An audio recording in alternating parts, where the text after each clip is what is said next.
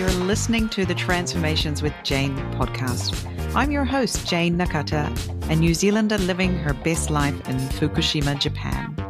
I'm a podcast consultant and the creator of Pod Launch with Jayne, a system that helps you create your dream podcast without all the drama and hassle, leaving you more free time to do the things you love to do.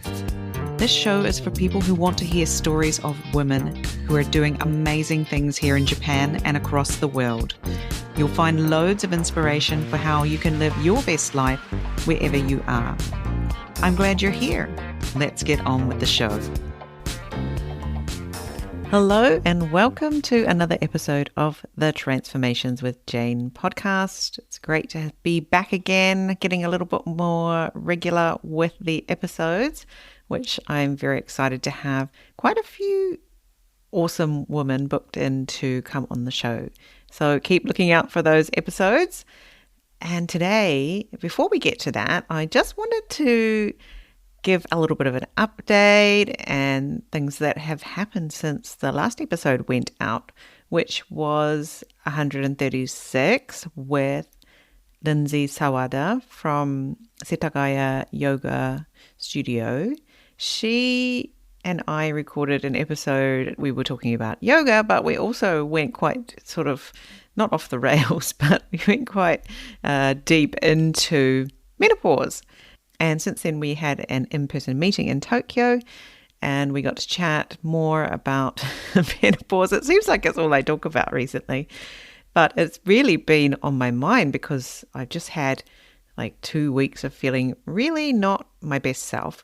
So I just sort of thought, why am I putting up with this? And I kept hearing things around me, people actually taking action on this. And I thought, okay, let's not just hang around wishing this was better or thinking that perhaps you can just sort it out yourself. Why don't you actually go and get some help? So I actually took myself off to my gynecologist, who is actually a young guy.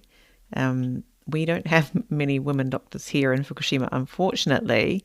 And actually, he is the son of the doctor who I've gone to for years and years and years, who passed away recently. And anyway, so his son is now running the clinic, and this was my first time to interact with him. So I was wondering how it was going to go, but I just thought, well, at least they have all of my history there of more than 12 years worth of medical history. Let's go there. And the nurses are all the same nurses that I've known for the whole time I've been there, and they're really lovely. So surely they'll look after me. Anyway, so I went there and told them all of my symptoms about the brain fog and the mood swings and things. And they were like, yes, sort of nodded knowingly. And then the doctor said, oh, how about some kampo? So kampo is Chinese medicine.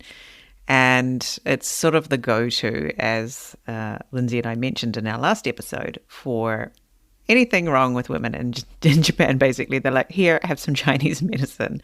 So I sort of said, I would like to know what's going on with my hormone levels. Could I please have a blood test? So at this point, we are waiting for the results to come back. So I'll keep you posted. But it took kind of for me to say, actually, I'd like a blood test for it to happen. And once I said that, the doctor, he was like, oh, okay, sure, and grabbed the piece of paper and stuff. So I guess potentially it was because he's kind of young and I'm one of the sort of long-term clients of his father that he wasn't really too sure. Potentially, I don't know. Anyway, all I have to say is it pays to try and ask if you don't get what you want. Because it was an extra charge for the blood test, and I was completely happy to pay that because I want to know what's going on. And then he said, oh, yes, and let's check your thyroid hormones as well. And I was like, yes, that's exactly what I want. I couldn't even remember the Japanese word for thyroid at the time, but when he said it, I recognized it. And I was like, yes, I want that too. So we will keep you posted on what's happening. And the reason I kind of wanted to talk about this in the podcast is just because we had such great feedback on the last episode.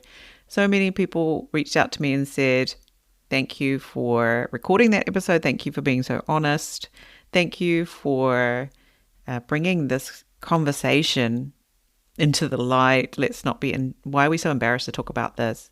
So yeah, we may have a little bit of more menopause talk about this as we go forward. But if you're not quite at that stage yet and you're like, oh, I don't want to listen to that, I encourage you to, because it pays to know what the signs are so that you can get help sooner rather than later. And I think that really is the problem, that people go for a long time without actually getting things checked out, and then that you wake up one day feeling like you're completely losing your mind, but actually it's just that your hormones have walked out on you or something. So yeah, do get those sort of things checked up, and there is help in Japan. So that's all on that. Let's get on with the episode. Today we have Paige, Baldwin, Ando, and Jo or Jordana Matsuda from the Creativity Cafe podcast on the show. I'm so excited to introduce them to you. You've probably heard them already separately on a different episode, but they are now collaborating on this really great new show, which I just love listening to. It's such a lovely, relaxing time to spend listening to them talking about creativity. So let's hear more from them. Let's hear about how they got into this, how they found each other as collaborative partners, and what you can hear when you listen to their podcast, and what's coming up for them potentially in the future as well. So I hope you enjoy the episode. Hello, Paige and Jo. Welcome back to the Transformations with Jayne podcast. Great to have you back on the show today. Hello. We've got two guests today, so let's see how we go with that. I have done two guests before, but usually it's just one. So anyway, we'll be fine, I'm sure. So for those listeners who don't know who Paige and Jo are, you can check out episode 125, where Jo appears for the first time. We were talking about parenting in Japan. That was a fantastic episode as well, wasn't it, Jo? So much. Yeah. Good stuff came out of that episode. And just to feel a little less alone with this whole parenting journey in Japan. And then we had Paige on episode 121 talking about her business as a creative coach, or creativity coach, get that right. Yeah, and now we've got you both on the show today. So Jo, why don't you introduce yourself first? Sure. I'm Jayne Matsuda, and I live in Tokyo. I've been in Japan for about 20 years, not quite, but almost. And I am an artist and illustrator. An artist and illustrator. Yes. And a podcaster. And a podcaster, yes. I forget to add that one these days. Yep. Don't forget that one. Awesome. And Paige, why don't you introduce yourself? Hello, I'm Paige Baldwin Ando, and I have been in Tokyo for, I'm coming up on my 20-year Japan anniversary. It's less than a month away. Oh, wow. Yeah. I've been here awesome. Also, I'm your senpai by like 1 year. Yeah, that's nearly right. 1 year. Yeah. Right? Okay. Just need to see whether we are on the food chain here. I like to call it the food chain. Yeah. Every day matters. Every day counts. Oh, yeah.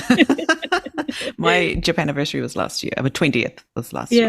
Yeah. It's really amazing how quickly it goes. But I arrived during cherry blossom season, and it's still fresh. Oh, did you? You must have had like a really sort of magical entry to Japan. It was really amazing. Mine was awful because I came in August. It was the middle of summer. Welcome to the swamp. Yeah, and I came from the middle of winter to the middle of summer, so it was like a 30-degree change in temperature. I was not. Oh my goodness! And I'd never experienced over 30 degrees temperatures. Coming from New Zealand, it's not a thing, right? So that must have been a rude. It was rude. Yeah, I was really unimpressed. Yeah. And so, so I have been here about 20 years, and I am a creativity coach and a writer. I work with people, helping them to move past anything stopping them from doing what they want to do creatively, and to get what they want to do done. And I'm a podcaster. You're a podcaster. Excellent. Co-host Jo. We do the Creativity Cafe together, and it's so much fun. Yeah, so let's talk about that while we're here, right? So that's the reason why I want to have you on the show today together, was to talk about this new podcast that you have, and just sort of how it came about, and what was the sort of catalyst for it coming into being, and like, really? How long did it actually take for you guys to get it out there? Let's hear the truth. Because, I know there's a lot of people out there who are thinking, oh, I'd love to do a podcast like Jayne does or like Jo and Paige do. And they discount themselves because they're not X, insert your limiting belief here. I'm not good at talking. I'm not good at interviewing, or, I don't like the sound of my voice. I don't have anything to say. All of those things are not actually true, right? And we need more voices of women, especially like us, and especially in Japan. I want to hear more from our community of women. We're doing amazing things here, right? And we're living this life in Japan. So yeah, who wants to tell me, like, how did this come about? How did we get this brand new podcast? Do you want to tell the story? Yeah. Am I going to have to like name names? Like, come on. Well, so actually, it's interesting. Jordana and I live very close to one another by Tokyo standards, but somehow we never met, never crossed paths until. No way! Like, you didn't even bump into each other at the 7-Eleven or like. That I recall. Who's that other foreign lady? Close to each other, but by Tokyo standards, it's like we might as well be next door neighbors. We live about 20 minutes away. 20 minutes, yeah. Walk, bike, car, train, bicycle. By bicycle. Yeah. Okay. So, and we go to many of the same places, but somehow we just never knew each other until our mutual friend Jo Ebisujima introduced us. And that was because last year or the year before, was it 2021? There was this app called Clubhouse. Right, that suddenly everybody. Yes, Clubhouse, that thing. Yeah. It's kind of like this live radio kind of thing, right? Where people could come and listen and then they could participate. So Jordana and Jo and I had a little weekly Clubhouse show called The Creativity Cafe, where we would sit and chat about creativity related things. And it was super fun. And we had a great time. We did it every Friday at a certain time. I don't remember what time, but it was really fun. And then at a certain point, we realized Clubhouse was kind of slowly, as fast as it had boomed, it was withering away. Yeah. It had its many 15 seconds. Yeah. There just weren't many people coming. But not only that, we realized that we were having these amazing conversations, and then they would just kind of float off into the ether and be gone. So we thought, well, why not have a podcast instead, where we can record these things and people can listen and we can share them and we can have, something to hold on to, look back on. So we decided to do that. And then. and then life happened, right? It quickly became a little overwhelming. There's a lot to learn. There's a lot of stuff that it just felt like a steep learning curve. All kinds of things just kind of didn't quite gel at the right time. And so it took, a year or so? I think it was about a year, wasn't it? Yeah. We kept saying, oh, how about the podcast? And it would always come up in conversation, like, what should we do about the podcast? And then it kind of went dead for a while, didn't it? Yes. There was nothing. And I think we'd overwhelmed ourselves. What was it? Yeah, tell me about that overwhelm, because that is what I hear a lot, right? Yeah. I'm overwhelmed, I'm stuck. The overwhelm is more like there's just too many things to decide, and then I get worn out and then I can't keep moving. What was it for you guys? Was it something like that, or? I think both Paige and I have a tendency to over-research things. I think when it is, once you deep dive into the world of podcasting and how to make one, there's so much information. There is. Yeah. So, and there's so many apps and this and that and the other you could use. Like, how do you decide which is, the best, or, Yeah. So that's what kind of stopped us, because we wanted it to sound really good and we wanted to make it as easy as possible, and there's so many things we wanted to do, but each thing felt like a bit of a mountain, didn't it, Paige? Yes, we had these long conversations via text about what about this app, what these are this is what about this drawback, maybe we don't want that, it's just this long overwhelming conversation about And but eventually, about the details, right? But then eventually it was like, let's just do it. Let's just do something. It doesn't have to be perfect. It doesn't have to be, anything. We'll just do it and see what happens. And that's what we did in the end.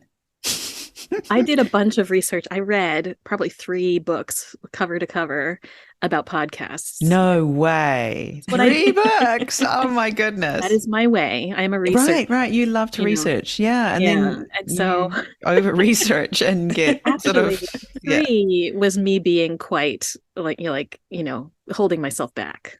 I really want to read more. I can read half a dozen to a dozen books on that topic. Like that's my way. So 3 was actually pretty good. But I did. And then so we talked about like how we wanted to structure it, because often, what Jordana and I have a language in common because we've worked together before, but I talk a lot in my coaching about containers. And having a container and a structure can really help boost your creative flow and output, because it gives you something to pour into, right? Creativity is fluid. When you have a container, it will hold whatever you want to put in it. So the structure of our podcast has become that container into which we pour the conversation, the creativity that we have. And I think that has really helped. Don't you think, Jordana, having that structure in place for us? Yeah. It's so much easier to just do the thing. And we don't have to every time. You don't have to reinvent the whole thing every episode. Just follow the plan, and put your creativity into how that looks for each episode based on your plan, right? Exactly. That's an awesome one. So having that sort of structure that takes away some of that overwhelm and makes it easier for you to create each episode. That's fantastic. So I can see how you can get very, very overwhelmed in the details of starting a podcast, and you've still not created anything, and you're overwhelmed and you've just done nothing in the end, right? You've researched yourself to a standstill, and you've got like 10 podcast hosts and you still don't know which one to use. You've looked at all the prices and how much each one costs and how much you can upload each month and all of this, compared them all, and you still haven't chosen which host you're going to use to get your podcast out there. And that's just one thing, right? Then you've got to edit it, and you've got to find some intro music, and it's really, really overwhelming. And that is probably the top reason when people don't start. So if that's you and you're like, oh we're at that point, please just reach out to me, because I have a magical PDF which I send to anybody who wants it, and it's just got a list of all my recommended things in there, like just use this podcast host, like seriously, you'll be good if you use this one, or just use this editing software, or this thing to help you market your podcast. So please just reach out to me. I send it out all the time to people, no strings attached. I really just want to have more podcasts about Japan and from women out there speaking. So love to help in that way if I can. Right. So you guys got through the overwhelm. It took a year, right? It did. It took about a year, didn't it? Yeah. It did. And then once the ball was rolling, we started to just have so much fun. We are also so passionate about women's voices and hearing from women, and getting especially to hear about their creative journeys and their creative work. And once we started to like get a taste of it, we were so excited and really on a roll. Wouldn't you say, Jordana? Yeah, because it is for us, once we start talking to other women about their work, it's just, it's so engaging and it's so like uplifting that it's, we look forward to each one. It doesn't feel overwhelming anymore. We went back to basics with the planning. We've, found lots of wonderful women to talk to, and it's been so fulfilling so far. Hey, Paige. Yeah, it really has. That's awesome. Yeah. Once you got through that, and now you're just leaning forward, right? Just keeping going. Yeah. Yes. Awesome. Yeah. So what do you talk about on the podcast show that would be interesting to listeners of Transmasons with Jayne podcast? I think the things that, for me anyway, I always come away with, which I find really interesting, is like how the person initially found their creativity. Like some people it was from childhood, some people it was from, in their 30s or 40s. So everyone has a point where they kind of realized, oh, this is what I want to do. So I really love hearing that part of the story. Yeah, how about you, Paige? Which bit for you? Yeah. I mean, what I think is so exciting about it is like we're talking to women from around the world, right? All different cultural backgrounds and all different experiences, and they're using all different media to express themselves creatively. And so to hear that diversity of voices is really exciting to me. But then even when like the surface looks so different, right? Someone is speaking about their creativity from Saudi Arabia or Australia or Estonia or wherever, there's still underneath it this core human excitement and engagement and joy and love that comes to the experience of tapping into our creativity. And I find that endlessly fascinating and endlessly exciting. I cannot get enough of it. I just want to talk to everybody about their creative work and and why it matters to them and how it expresses, how it manifests for them. I find that so exciting and engaging. There you go. Love it. So you two have been collaborating on this together. How's that worked? Like often people sort of feel like, oh, I want to do this by myself because I don't want to have to work with somebody else. And, they'll just slow me down. And what if they don't do it like how I want it done? This is sounding familiar. It can be tricky to get into collaborations with other people. How did you know that you guys were going to work out well together? Well, I will say that I have historically been a lone wolf myself. I have really preferred to do things alone. That's been my way, like most of my life. I have, my mother will say, well, you were always so independent, Oh, me too. Yes, I got that a lot. Yeah. So I would often think like, well, I have to do it by myself because of a lot of the things you said. Like I want it to be up to my standards. I don't want to have any tension or weirdness with someone, But I think with Jordana in particular, one piece is that we get along so well. We understand each other. We have a very strong foundation of trust in our friendship that we built before we started to do this project together. And kind of, it started, we didn't know each other before we were doing the Clubhouse thing. So it did start in collaboration anyway. But then we had this little year, this interlude where we were building up the strength of our friendship and our trust in each other. And I can say without any hesitation that there is no way I could do this without her. That, I am so grateful for our collaboration because she makes me better, and our work together is better than anything we could produce individually. And that's because our gifts are kind of complementary to each other, I think. And because we have that foundation of trust and respect and kindness and compassion with each other. There's, for me anyway, and I feel this from you too, Jordana, like there is this assumption as we come into every conversation that we are on each other's side. We're not in any kind of battle or competition. There's nothing like that. We are on the same team. So there's nothing that can get in our way, really, because if there's a problem, we're facing it together. That's how it feels to me. How about you, Jordana? Yeah, definitely. I think because we do trust each other, like as friends, and we know how we both work individually, like that trust in each other's judgment. We're not questioning each other, like, well, why would you do that? Or, there's no kind of judgment within the decisions we make. Like we trust, like if Paige says, oh, why don't we try this? I'm completely open to it because I know that she wouldn't suggest something unless it was something she really wanted to do or she thought was a good idea. And like Paige said, that fundamental trust and within our friendship, I think has made the collaboration really, really good for both of us because I wouldn't be doing this if Paige wasn't doing it. Because I wouldn't have.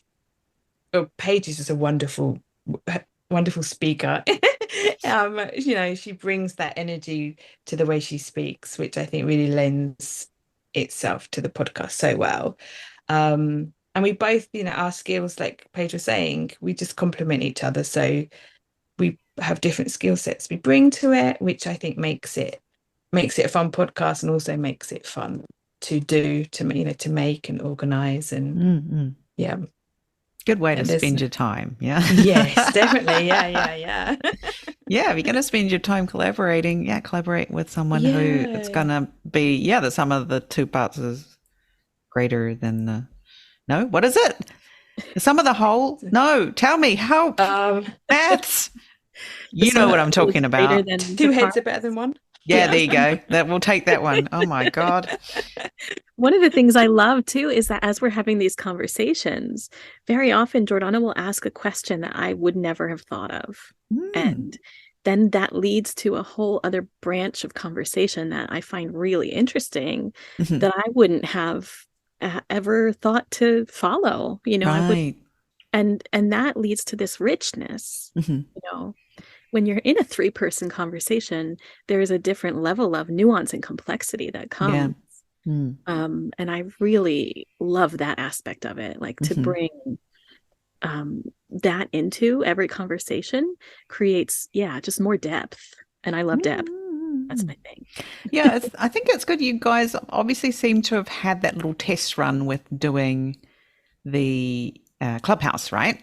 So it was sort of like low level. I don't mean what you're doing was low level, but there was not a lot of risk involved, right? So low stakes for sure. Low stakes. That's the word I'm looking for. Thank you. Seriously, my menopause brain is not helping me today. Low stakes of the Clubhouse. It disappears after you've finished, right? There's nothing sort of left from it, or at least there probably wasn't when you guys were using it at the start, right? There was no way to record the Clubhouse, and so you were able to see, this one's a good egg. Yeah, she's a good one to work with, trustworthy, always shows up on time, is always conscientious, reliable. And then you were able to move on to this next project together with that little test that you had, at the start with working on the Clubhouse. So I think that's a really good way to potentially find that collaboration person. If you're thinking, I'd love to collaborate with someone, but who? I don't have an obvious person. Maybe do a few tests and see, with these sort of low risk type activities, we'll see who's fun to work with, who you look forward to working with, and then go further with that person. Because I also have a collaborative partner who I work with on my other podcast, Chandles in Japan podcast, Catherine O'Connell, and we have so much fun together. So, how is it so much fun to work on a project together and not be like, oh, for God's sake, she hasn't submitted her stuff yet, or whatever it is,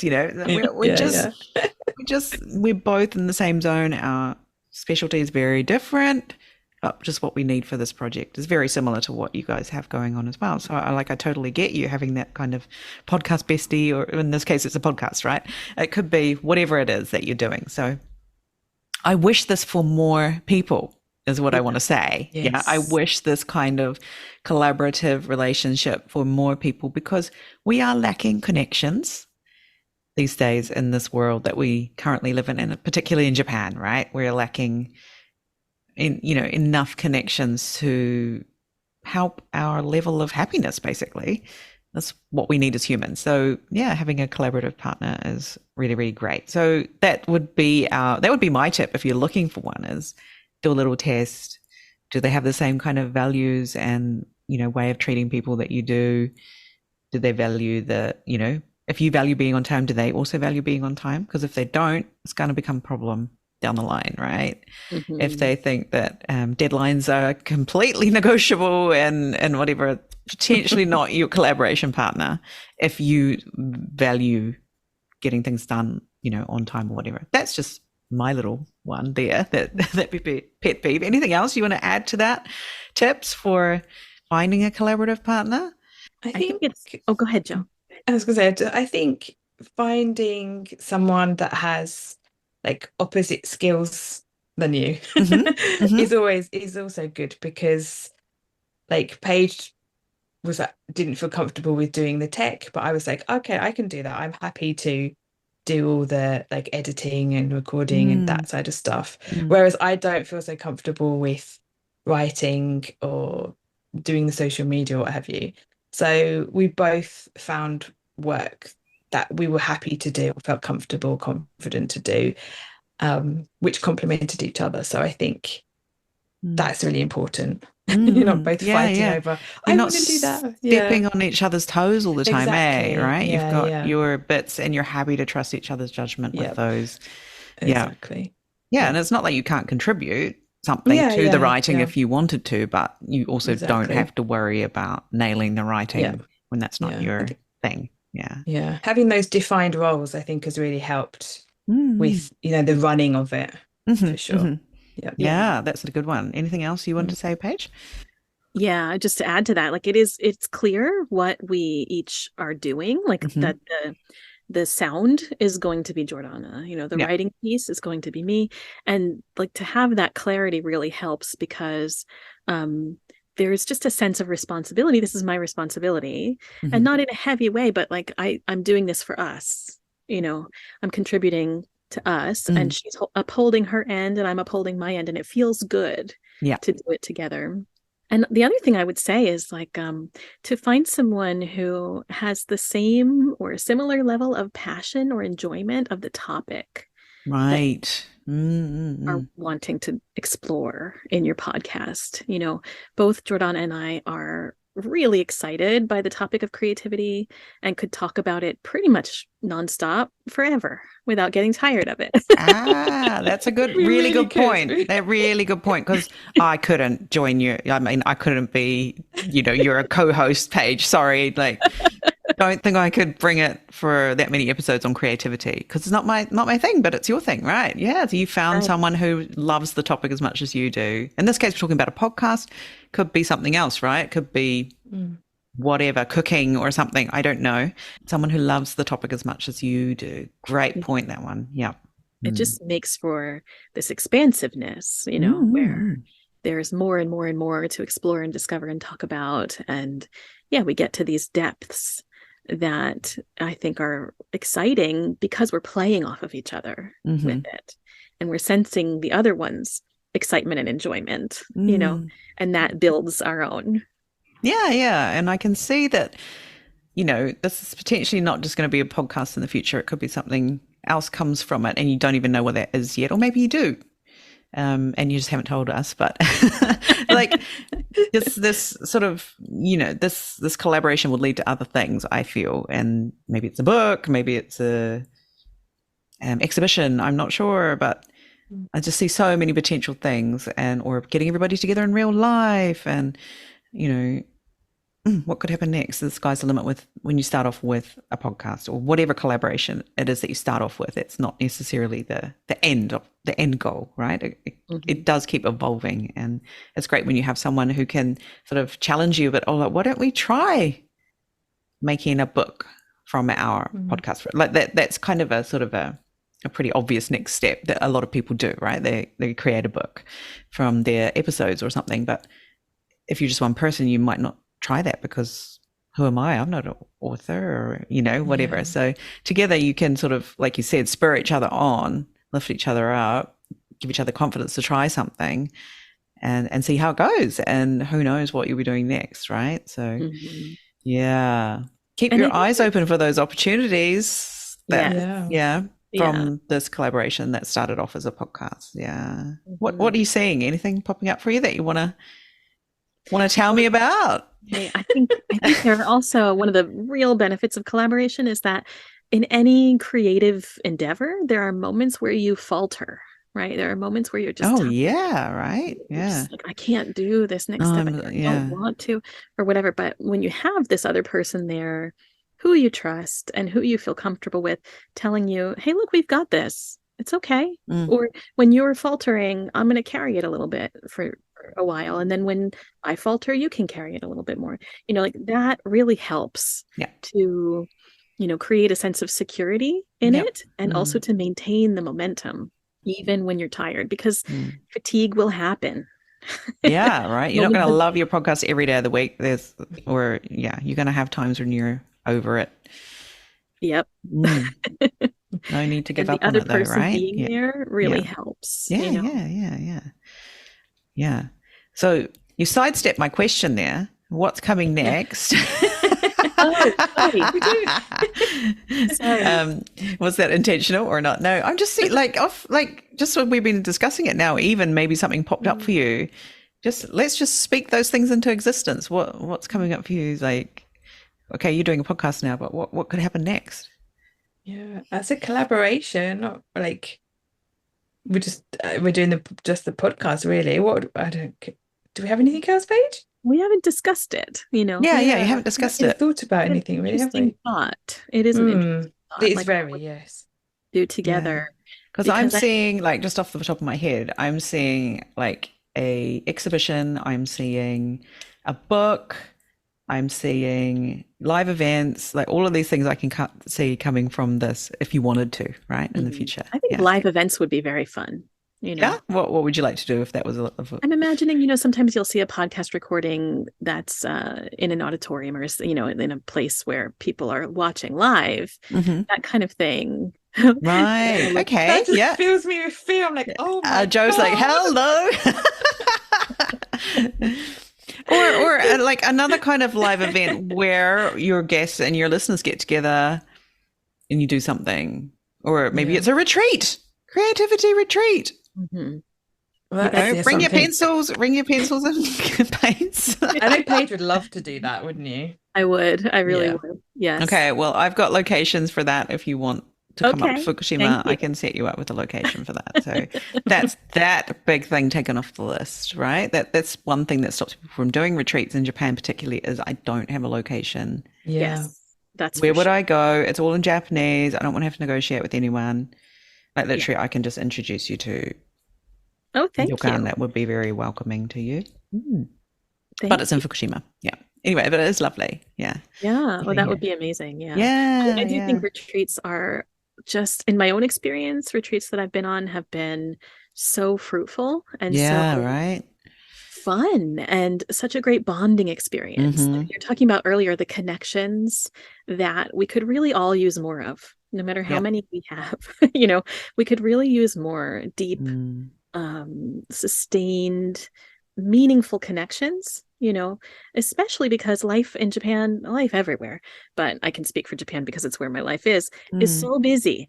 Yeah. You know, and there's so much going on all the time, and we don't really have the opportunity to meet up with people and have conversations for longer than maybe an hour or two at best, a lot of the time. But spending a weekend away, doing something together is so bonding and so beautiful as an experience. I've been on several writers' retreats here in Japan, and they have just they've sparked some of my most valuable, most beloved friendships. And they're also great ways to really deepen your own creative practice, whatever it is. During that time, you get to spend a focused amount of time and energy on it, and that's really amazing. So I would love to do retreats. Yeah, there you go. How about you, Jo? Anything coming up for you that you're obviously not keen for the live recording on stage? Like, this is my sorry, Paige. Yeah. Like, these last 2 years, I've been talking to different friends recently, and like, the last 2 years for me have been a real, and maybe it's similar for Paige as well, really, has really been a huge curve of trying to come out of my shell. Like, I am an introvert, and I don't know, I feel like since I became a mum, I'm even more of an introvert. Like, because kids like deplete your people facing energy, right? Like, they really do.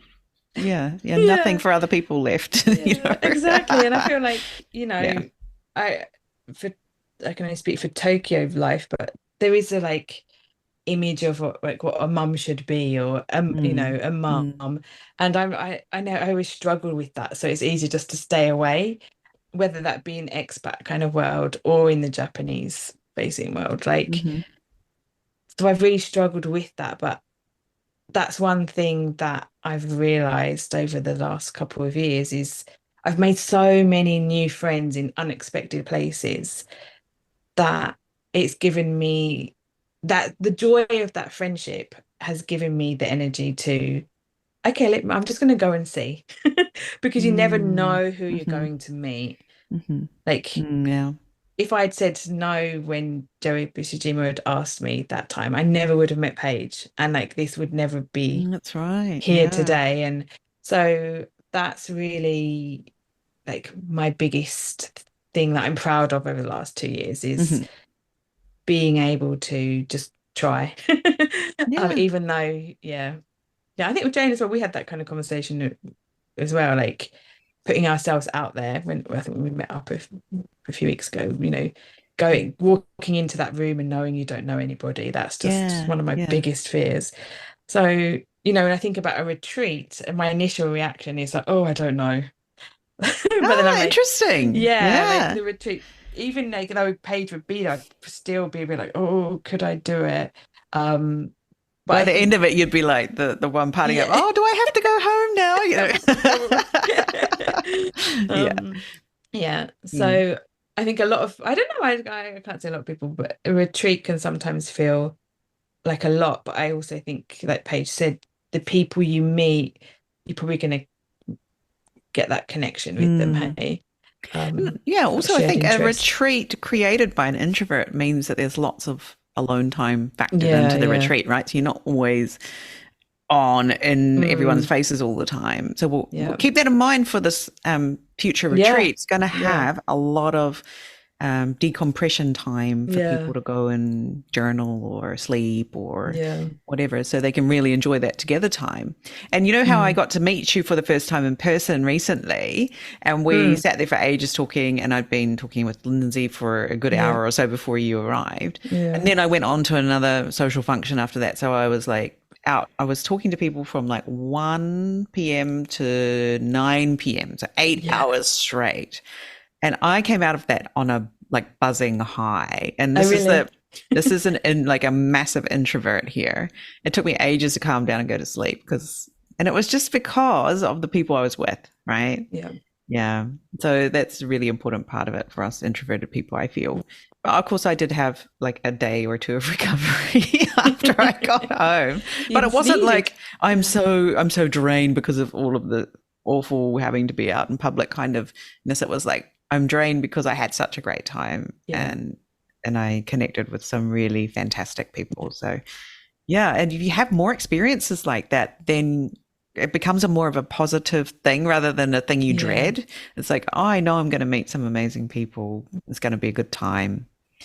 And I'll recover later, schedule in that day off afterwards or whatever. It's planning, isn't it? And I think just knowing that you could meet some amazing people for me now is enough of a motivation to try, for sure. Give it a go. It's definitely a muscle though, right? Like it is. It's such a muscle that I didn't have a few years ago, and now I'm increasingly still working on it.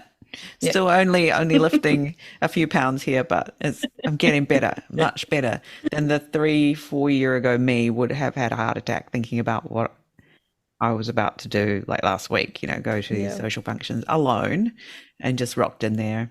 Hey, oh, look, it's you. Yeah. Okay. Hi. I'm me. Hi, you. I'm me. And then off we went, That's literally what it was.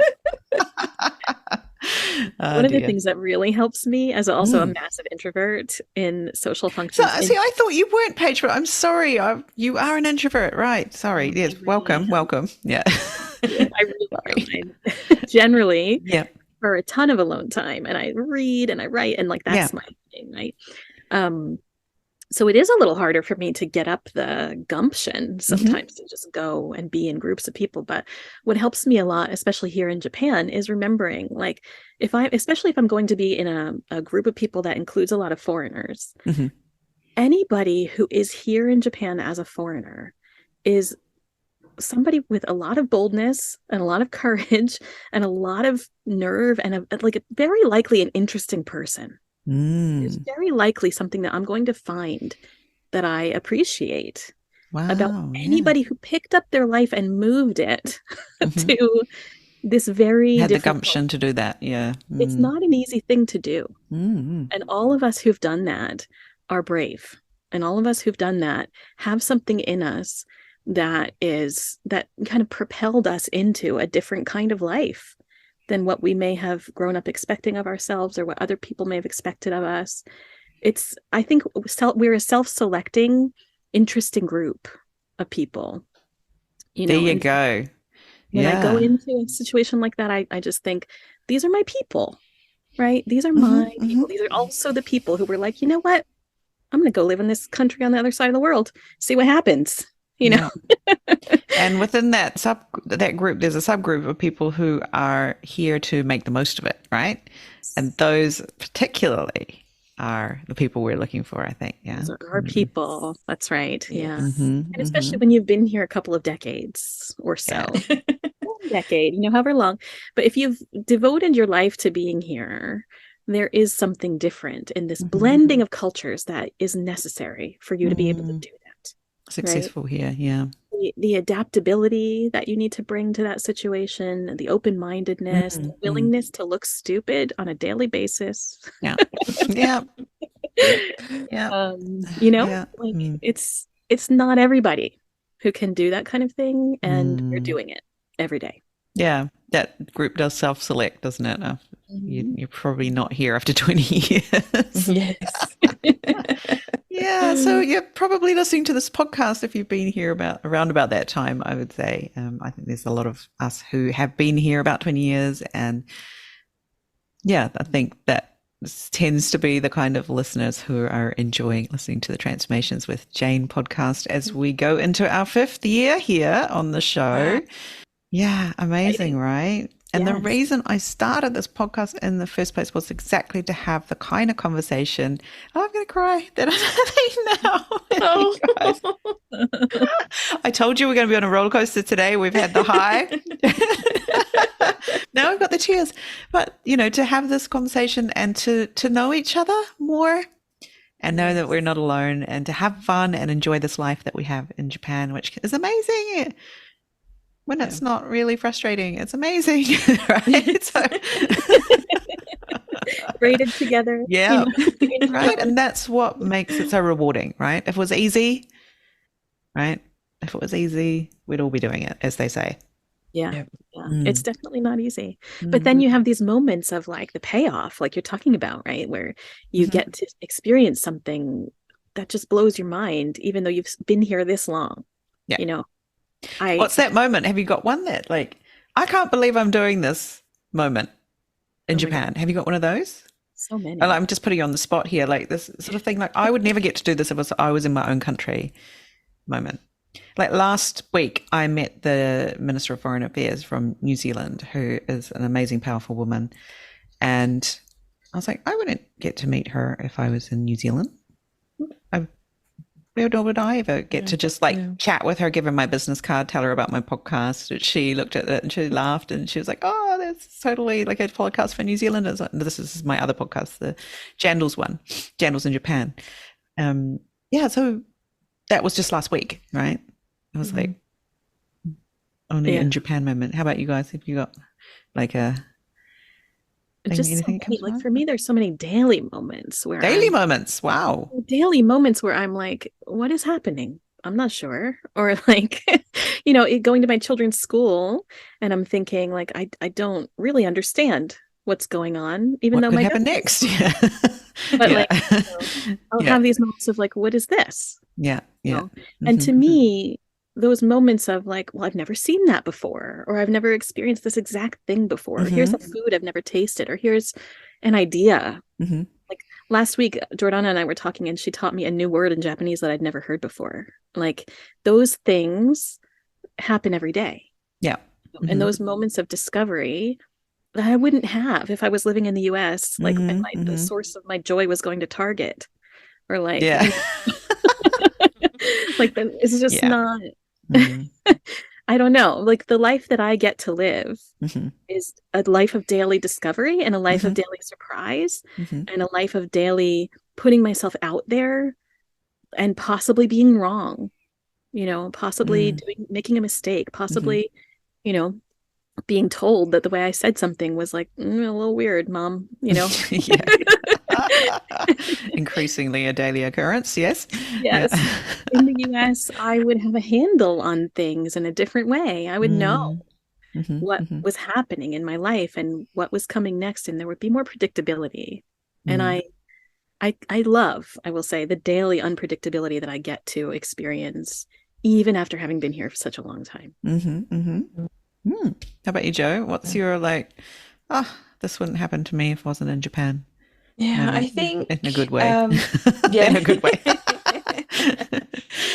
For me, the two things that I really love that I wouldn't experience if I was still in Kent in England is like just being able to like ride my bike around at night time and enjoy like the kind of busyness but quietness of Tokyo. Like I really love that sense of freedom that I get on my bike, and I'm just by myself and just enjoying the vibe of like, especially in the springtime, like this time of year, I just love just sitting out on my balcony. Last night was a full moon, just sitting out on my balcony, and I would never do that in England. I'd just be watching TV or something because I don't really watch TV here. And also, I just love the seasons. Like I love springtime food. I love autumn time food and that appreciation. And it's so Japanese. Like I think we all remember. You're pretty much Japanese now. Yeah. Like I remember like my students used to say to me when I first came here, like Japan has 4 seasons, Yay. I was like, because like in England we do too. I'm like, and I didn't really get the importance of it. I'm like, yeah, okay. And you enjoyed all of them? But now I'm but now I'm like, oh, it's springtime. I can enjoy like sakura flavored food and the simple joy of like having a picnic, under the cherry blossom tree. I guess enjoying the simple but different things that I grew up with. I really love that. Yesterday I went to put the rubbish out. It's almost every day of the week that you have to push the rubbish out, but anyway, the trash, and I was coming back inside and I spotted my neighbor, so I said, "Ohayou gozaimasu," as you do, and then I had the thought, wow, I live somewhere where I have to say "Ohayou gozaimasu" to people. And I was like, when did that, like, oh my God, I live in Japan, like it's like you forget, right? And then something really mundane, like saying good morning to someone in Japanese. It's like, this is my life. I say good morning to people in Japanese. Yeah. And those moments just happen, suddenly, oh, right. You kind of like have this moment of waking up for a second of like, oh, right, here I am. I'm in Japan. I'm doing it. Yeah, it was really weird. I do it every day, but it was just that day, or yesterday or the day before. I was like, oh, I live in Japan. What a joy. Yeah. Well, I think that is a good place to finish up there for our episode. It has been really wonderful to connect with you two, hear more about how your podcast came into being. We'll put some links in the show notes so that you can go over. Make sure you subscribe, or it's actually called follow the show, so that you get every episode downloaded. You don't have to search for it every time, and become a follower of the Creativity Cafe podcast. A lovely, what did I say to you? We were supposed to record this ages ago, but it didn't happen for various reasons. And then I had something I really wanted to say, which was, it feels like when you're listening to the show, it feels like being wrapped in a big fluffy blanket and all snuggled up on the sofa listening to friends talking. That's what it feels like when you're listening to the show. So if you're in need of that, and I think we're all in need of that, a bit of time out, grab yourself a fluffy blanket, preferably a really ugly one. One of those ugly, fluffy, what are those, Morphu blankets? Everybody in Japan has one, at least one. Wrap yourself up in that and lie down on the sofa and listen to Jo and Paige and their wonderful guests talking about creativity. And maybe you'll be inspired to create a collaboration or a new connection in your life too. So thank you so much for being on the show today, ladies. I will look forward to following your progress. Thank you, Jayne. Thank you very much, Jayne.